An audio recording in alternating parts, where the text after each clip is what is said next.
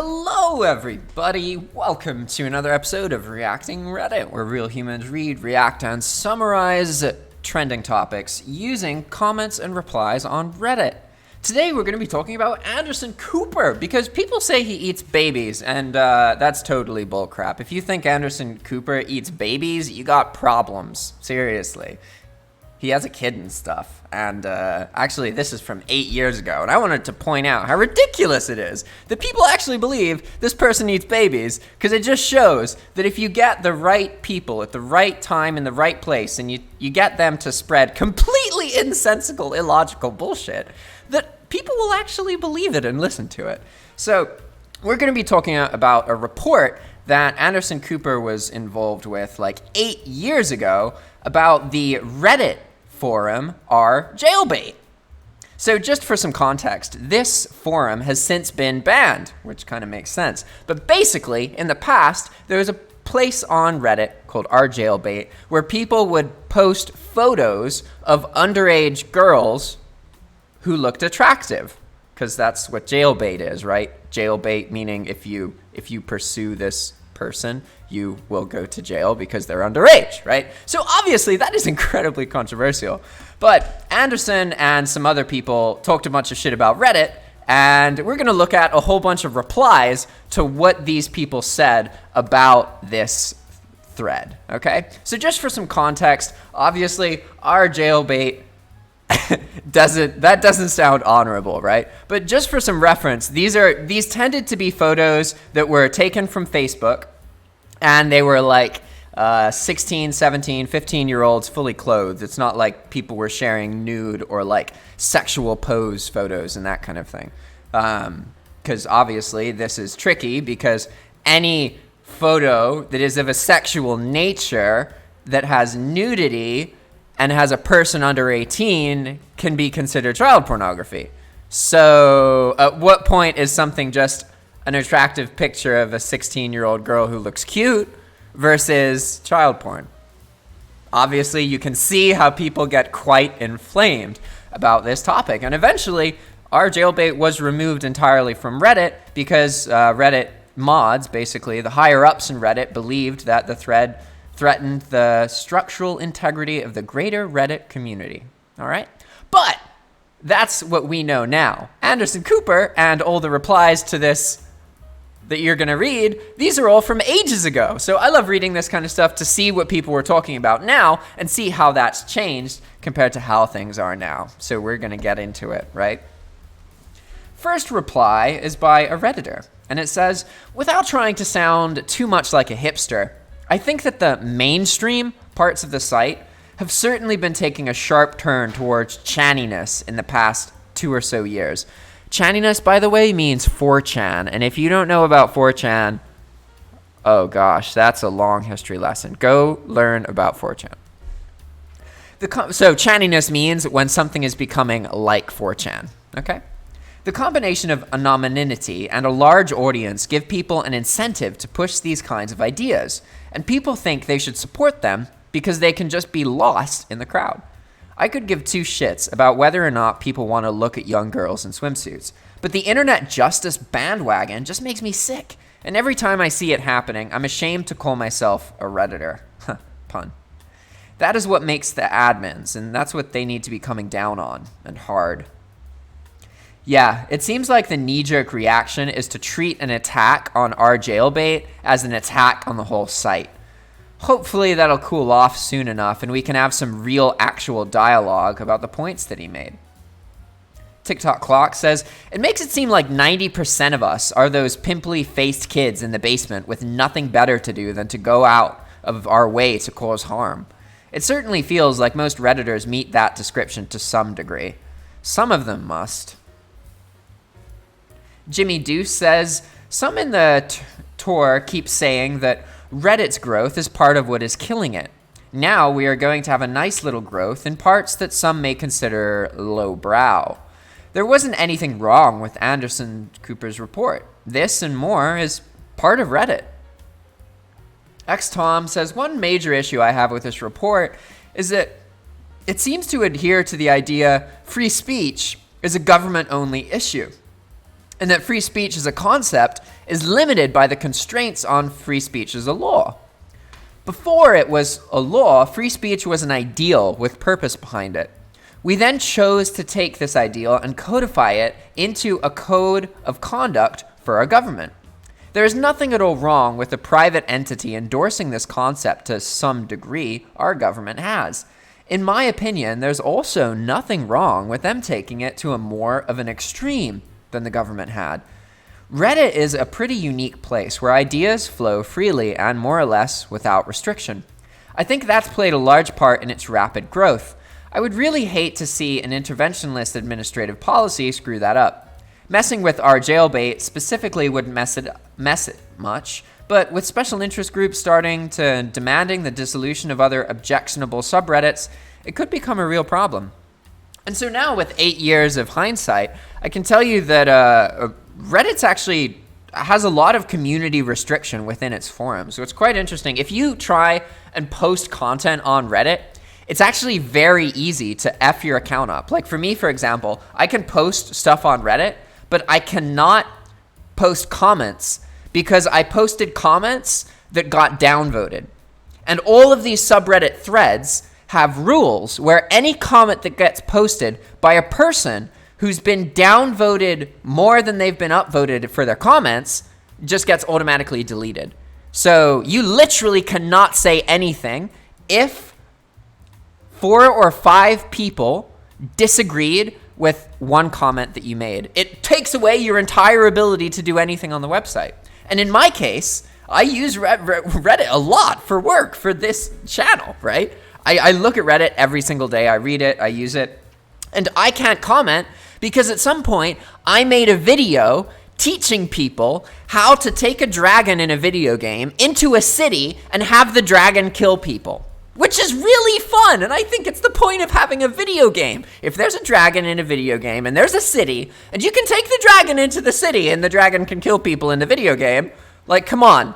Like, why would you not do that? That seems so dumb. It's so fun, right? And I did that. And then people didn't like that I was showing how to get people in the game killed with a dragon, so they downvoted me. And because of these few people who disliked the fact that I was having fun in a video game, I have zero free speech on Reddit. I can't comment on anything. I can only write posts and hope that people read them and like them. Even if I comment on my posts, my comment gets deleted on my own post. It's so absurd, right? I literally can't speak. I can only write stuff, but I can't respond to other people's things.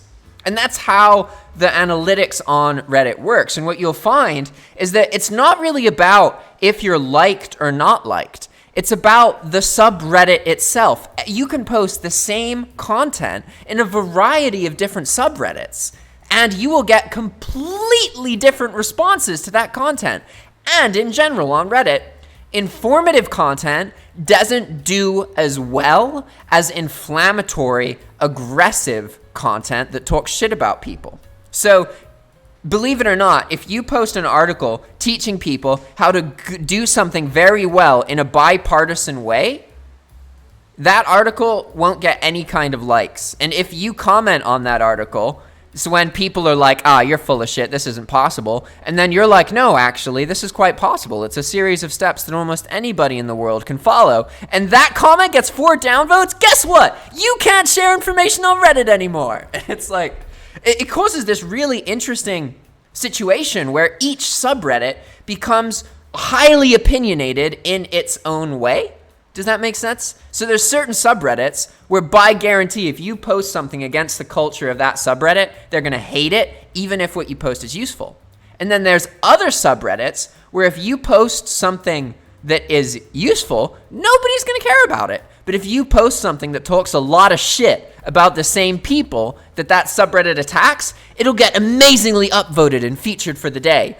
But if you post that same amazing, loved post in the wrong subreddit where people hate that, you'll lose your ability to speak in other subreddits, right? It's crazy. So I'm not going to say that Reddit's current system 8 years after this jailbait issue is any better, really, because like I find myself in a position where I usually provide people with information, and I literally can't do that because a bunch of assholes hated the fact that I was providing with people information about how to kill people with a dragon in a video game. Like, come on, is that really that bad? You know, is that a good enough justification that I can't comment on any subreddit ever now? It seems a bit absurd, you know? So my impression is that back in the day, Reddit had almost none of this, whereas now they leave so much of their content up to the subreddits, and the mods of the subreddits and the rules those subreddits pick basically determine what the content becomes. Whereas before it used to be like basically anybody could post anything, and only stuff that got a lot of interest would fizzle to the top, right? Or float to the top. Psychosomaticism, back on the topic of Reddit jailbait, says, but when special interest groups started demanding the dissolution of other objectionable subreddits, it could become a real problem. My thinking on this has been, where exactly is the slippery slope? Sure, you get rid of some of the free speech, you ban certain subs like the ones in question, but then what? Are we really arguing that the definitely legal ones, like r-anarchism or GW, are going next? I think there's a significant difference between the legal but not perfectly accepted versus the barely legal and barely accepted. It would be getting rid of a few unsavory places, not a march of indignant church ladies on a crusade against everything slightly sinful. Whew. Yeah, I mean, that's a good point, because certain activism groups would consider every single thread to be a crime. Like, I know plenty of people who wouldn't let their kids read Harry Potter until they read it first, just to make sure there wasn't a single moment in the book that favored the devil. Like, that's how a lot of people think. So, yeah, I feel where people are concerned about, like, where does this end? And even, like, right now, we live in a time where even politicians get censored and stuff. And, like, I don't know how I feel about that. Like, I don't know how I feel about the fact that the internet took down a really popular Republican forum called Parler. Yeah, did Parler have violent posts on it and stuff like that was really threatening? Yeah, it did, and that was a problem. But I don't know if it was a problem that shutting down is going to fix. Because basically all those people posting violent things, at least they had a place to post it, right? Whereas now, they are angry, they still want to post violent stuff, they're still going to find a way to put it, and they're going to do it in a way where it's less public, and they're speaking more to the people who are like them, and they're not even, nobody can comment and be like, hey, yo, this is ridiculous. Where at least on like our jailbait and crap, random people could come in and be like, yo, that's fucked up, what are you doing? Whereas if you have a room with only people who love Parler and nobody else knows about it, the extremism of that can get really, really far without anybody noticing and with all the people in the group feeling like it's totally normal. So for me, I'm quite alarmed by the fact that, for example, the Trump subreddit was taken down and Parler was taken off the internet, essentially. Like, I don't think that that's necessarily going to be a good thing, because now it means that the people who support them are going to conglomerate and speak in a way where other random people who don't agree, who aren't extreme, can't hear them, can't join into the discussion. And that, I think, is quite dangerous. Arospa says, jailbait, along with other worse subreddits, is in a way just a test of how far does free speech go on Reddit. Violent Acrez even said he makes a lot of them just to see how far he can go. That said, I wish it weren't here.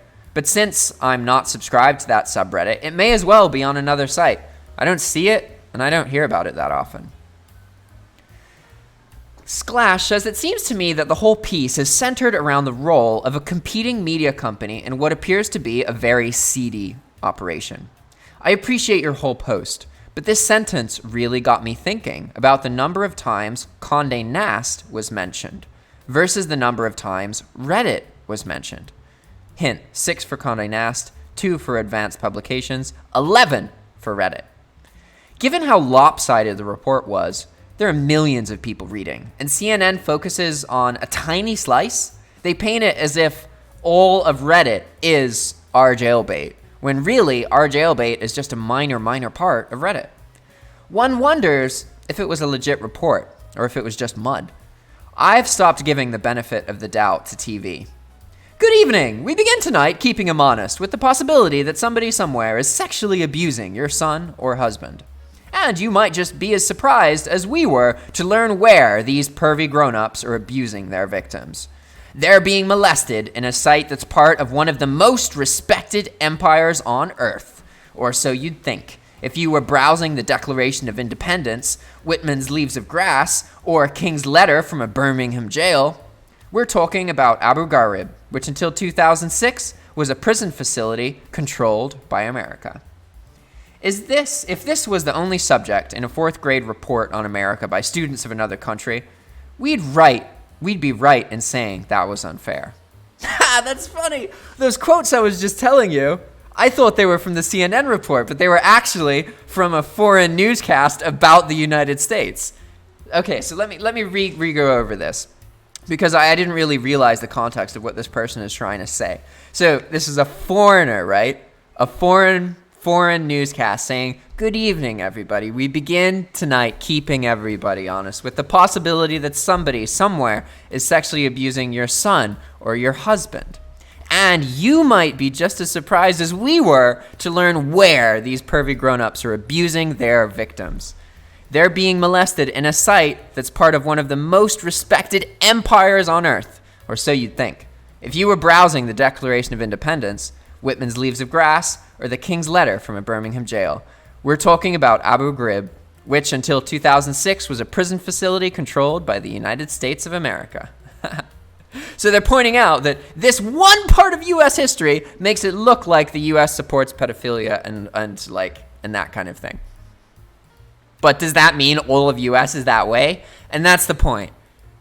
That's the same situation that was happening with Reddit. And that's the way mainstream media often talks about the internet forums. And actually, to go on a completely related rant, let's talk about GameStop stock, because the same is happening with GameStop stock. If you look online and you read the forums and you learn a lot about the situation and what buying GameStop stock means and how it's like a vote to fight against the hedge funds that are really screwing people over and have been for a long time. This is a chance for individuals to take a piece of the pie that the 1% has been eating for years and years and years. But if you listen to mainstream media sources about it, they don't paint it that way. They talk about it like it's a bunch of idiot investors online who are going to lose a fuckload of money because they think that they can compete with a really, really, really big investment firm, right? And basically, these mainstream media sources side with the investment firms. And they say how the users are manipulating the market and fucking around with it. And it's super ironic because it just shows they have no idea what they're talking about. They are making newscasts about something they haven't even read. And it's so irritating because then after a week, all the trends change and suddenly all the mainstream media is like, oh, look, now it's the Wall Street companies that are getting looked into that by the SEC. Oh, whoops, we said the complete wrong thing. We said all the individuals were going to get fucked and that they're dumbasses. Oh, now that we see that we're wrong, we're just going to flip 180 because that's what we do. It's totally normal. We're newscasting mainstream media, you know? It's really irritating. I just wanted to point out that that's still happening today. Cool Running says, why does this content have any audience at all? And, well, no, he's replying to that. And his response is, well, life forms have been selected through evolution to be some of the most attractive when they become fertile. So, is this a real question? Yeah, see, that would make people uncomfortable. Like the fact that it's like, yeah, you're not allowed to be sexual till you're 18. But technically and historically, people were sexual at like 13 or 14 and had kids and got married at that age. Yet they just they weren't public about sex, but people were having sex really young for most of human history. And in the modern times, like, people go through puberty at that age and they have so much access to porn and everything. Like, you're an idiot if you think that your kid has gotten to the age of 16 without ever seeing a pair of tits or a penis. Like, I can tell you that when I was like 13 with my friends, we would fucking be in our parents' house, all 5 of us surrounded by a laptop, and we would look for the craziest, dirtiest, most ridiculous, obscene things just for the shock value. And we would watch them while our parents were in the other room and shit. Like, that was totally normal. And this was like 14 years ago. Imagine what it's like now. I mean, you can think that people aren't looking at this stuff and they don't know about that, but that previous comment, I mean, it's kind of true. Like, yeah, we have laws and stuff saying that 18 is the magical age where there's some magical difference in a human between the last day on their 17th birthday and the first day of their 18th birthday. Some huge, deep, fundamental change occurs in them that makes them able to decide when they're able to pursue things sexually. And when it's suddenly, overnight, just okay for the rest of the world to be sexual to them. I mean, it's kind of silly, isn't it? Like, of course, this is going to be a controversial topic. And I'm not saying that, it should just be a younger age. I'm just pointing out there's a lot of contradictions in our societies. There's a lot of stuff we complain about that just isn't right, that it doesn't make sense, right? Like, should a 14-year-old who has sex with a 15-year-old, that's like legal, technically, right? That's legal until the moment the 15-year-old turns 18. So these people could have been in a 2 or 3 year relationship, and then the 15-year-old turns 18 and he has sex, which he's done tons of times with the person who's younger than him. But on this moment, he's 18 and she's 17. So it's illegal, even though a year ago, the same exact act wasn't illegal. I mean, in that case, it seems really dumb, doesn't it? Like, it really does. But you could throw in another situation. You could be like, what if it's like a 28-year-old and a 14-year-old? Well, obviously, that looks really, really bad, right? And depending on how you throw it, it makes the law look like it makes sense. Like, having that much of an age difference totally makes sense. You know, it'd be hard to argue that a 28-year-old and a 14-year-old have a similar maturity compatibility. Absolutely. That's very hard to argue. Whereas, what about a 15 and a 16-year-old couple who are having sex? And then they have a strong, powerful relationship that continues and gets to a point where one of them's 18 and one of them's 17. It's technically illegal. Doesn't matter if it's the guy or the girl who's older. It's illegal. You can't consent to sex until you're over than 18. So in some places, it's actually even illegal for you to have sex with someone else if you're both under 18. It's just obviously, how are you supposed to enforce that? Why would you want to enforce, preventing 16-year-olds from having sex with other 16-year-olds? Like, it's really tricky, guys. Really, really tricky. Alexander Whale says, I assumed it was run from some site in Eastern Europe or some guy in his basement or living at his mom's house. I actually think this gets to the heart of the issue, because there certainly are a lot of sites out there that are run by guys in Eastern Europe, or kids playing in their parents' basements, which are far, far worse.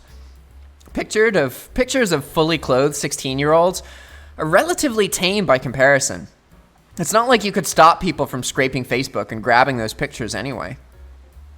The real issue is that Reddit, as a company, and belongs to people who are considered somewhat respectable by virtue of their size and available capital, and thus they violate the rule that unsavory things have to be done at the margins. The issue isn't the photos, it's who is putting them up, which is much more offensive than the actual content, because it seems to be lending an air of respectability to the proceedings. If I think on it for a bit, I can sort of understand the outrage. It's normalization of something that should be taboo. Instead of people saying masturbating to pictures of high school girls, that's creepy as fuck. They'll just say, that's just our jailbait. And if that happens, then you would expect to see a weakening of our sex laws where minors are concerned, which many people would say is undesirable. Jimmern, that is replying to the quote, what happened to corporations doing the right thing? Ha! Yes, very amusing that this argument can be levied against an internet forum, but doesn't apply to the companies that profit from sweatshops, deforestation, tax dodging, or exploitation of ignorant borrowers. Reminds me of this. A fake name says, I also think her outrage at pedophiles, exhibophiles, getting off to photos is a little misguided. Like, I'd rather they get off to photos of clothed 16-year-old girls than, like, naked 8-year-old boys. Jimathan says, this discussion was analogous to people... Wow. Analogous? I don't know how to pronounce that word. This discussion was the same as people who say, people use the Postal Service for borderline illegal things. Something must be done about the Postal Service. Hey, yeah, I know a lot of people who deliver weed in the Postal Service, so that's totally real. I didn't realize how many drugs are sent through the Postal Service until I learned more about that scene. And, like, that's totally real. Like, there's a lot of drugs that are sent through the Postal Service. Interesting point. Postal Service is very useful. It's also useful for drug services.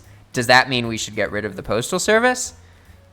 I don't know. Maybe we should be treating the Postal Service how we treat our fucking airplanes, you know? We scan 1 billion things and don't prevent anything. We put billions of dollars into TSA. Shouldn't we just be doing that with our packages instead of our airplanes? Wouldn't that be a better use of the money? To continue with this quote about the Postal Service, I like how the entire discussion was about our jailbait, as though that's all that Reddit is. They used the word Reddit to refer to our jailbait, without being specific that jailbait was just one part of Reddit. Using this strategy, I can make benefit concerts look bad, because some people go there and toke up.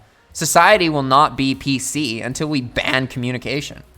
It would be nice to see an infographic about the percentage of Reddit traffic that goes through our jailbait, just to put the stuff into perspective. Mince says, disclaimer, I haven't seen the news story.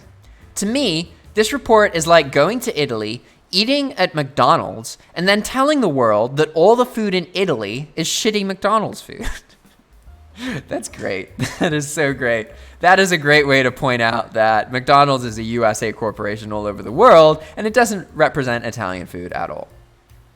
Smooshy says, funny how it happened only a few days after Gawker threw a fit about the same issue, and then followed up by screeching about how Reddit is full of racists and sexists. My thoughts are that CNN and all major news outlets should steer clear of any reports published on the Gawker network, as they seem to exist solely for the purpose of getting people riled up with semi-accurate garbage. I mean, that's what Gawk means, so at least they're named accurately. It's pretty funny. All right, moving on. Bahima says, I'm not really that surprised about it. The whole purpose of that Reddit is to flirt with the limits of what is socially and legally acceptable. That it occasionally gets brought up in a negative light outside of Reddit should surprise nobody. In other news, the Young Turks have apparently discovered Reddit, and so far they have covered jailbait and some thread celebrating racism that was so popular, Reddit servers were unable to keep up.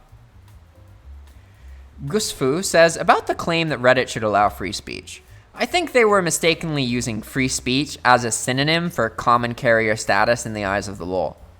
That is not by acting as editors of content and acting merely as a conduit for content. Then the operators of Reddit cannot be held accountable for illegal content carried by Reddit, provided they comply with any takedown orders promptly. Yeah, Redditors really seem to think that masturbating to stolen pics of unsuspecting minors is a free speech issue. It's not, people. It's not. And this is the perfect point. He says, yeah, Redditors really seem to think. But again, you shouldn't talk about one subreddit as if it's all of Reddit. Because, as I mentioned earlier, the subreddits do not agree with each other. Absolutely not. In fact, you should think about it as states. Yeah, you could call it the United State of Reddit, but it's not the United State of Reddit. It's a bunch of different divided states, just like the United States. You know, they're not really United States. They're a bunch of separate but equal states, right? Who aren't really equal. Elemento Hope P says, freedom of speech may be necessary for the survival of the site if a significant portion of the user base holds those ideals in high regard and would leave if the site started to exercise editorial control. I'm not saying that would happen, but it could. Personally, I'd be more interested how this exposure influences on new subscribers to Reddit and our jailbait. Also, how will advanced publications react? Histohumes says, well, this one result of this is that our jailbreak now has 4 entries on the front page. Never seen it on the front page before today. Our jailbait does not show up on the front page of Reddit unless you are subscribed to it, or you are looking at our all, which is definitely not the front page, and have confirmed that you are over 18. 1001 years old says, I thought it was going to be an excellent discussion of the topic and surrounding issue until the dumb woman took her turn to speak. Insert emotion, remove all facts and reason, and now we're back to a typical news program. Nobody mentioned that those pictures are mostly from Facebook and can be seen there publicly at any time, and that most of the content is the same thing you would see at a swimming pool or a beach. Does that ignorant person think that parents letting their kids wear bathing suits is child porn? I should add, Cooper was being ignorant as well, but that's okay. One ignorant person versus one rational person would have been a decent argument. However, it ended up being 2 versus 1, and the rest of the discussion was just 100% pointless. R. Seymour says even Usenet servers didn't have to host every news group. Reddit has less of a case for deranged subreddits than Craigslist had for its deleted sections. Reddit has to police this stuff out, but it will cut into their bottom line in terms of manpower and counterculture cred. If it doesn't, it will need to come up with some sort of Google-type defense where they can't control what gets posted, ever. Then they may be liable in the court of public opinion, but I'm not certain. So yeah, they ended up policing it, as you can tell from the fact that the subreddit is gone and what I've explained with how my account works. Sarcosomomosis says, I don't see a discussion here. I see CNN bashing whatever's convenient. Reddit is neutral. It's not responsible for content submitted by users, and respectable in part because at least it holds free information as a virtue. All right, everybody. That's it for now. If you like this kind of content, please reach out, subscribe, like, or just watch another video. Or if you want to make this kind of content or you like the thumbnails and want to make them for your own YouTube channel, reach out to us. We are looking for more creators who are trying to make YouTube content but spend too much time editing and all that crap, or people who are trying to make thumbnails. If you're one of these people, please get our email address from the About section on our YouTube channel, reach out to us, and say hello. Thanks for watching, and I'll see you next time. Ciao!